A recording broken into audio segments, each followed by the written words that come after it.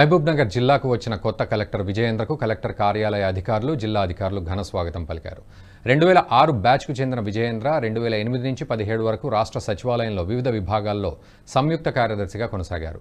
2017 నుంచి 20 వరకు రాష్ట్ర మహిళా శిశు సంక్షేమ శాఖ డైరెక్టర్గా పనిచేశారు. 2020 నుంచి రవాణా R&B శాఖ ప్రత్యేక కార్యదర్శిగా వ్యవహరించారు. ఇప్పుడు తాజాగా మహబూబ్నగర్ జిల్లా కలెక్టర్గా నియమించబడ్డారు. ఈ సందర్భంగా కలెక్టర్ మాట్లాడుతూ జిల్లాలో విద్య, వైద్యం, మహిళా శిశు సంక్షేమంపై ప్రత్యేక దృష్టి సారిస్తా అన్నారు. అందరికీ అందుబాటులో ఉంటూ ప్రజా సమస్యలపై నిరంతరం తమ దృష్టి ఉంటుందని కలెక్టర్ విజయేంద్ర తెలిపారు.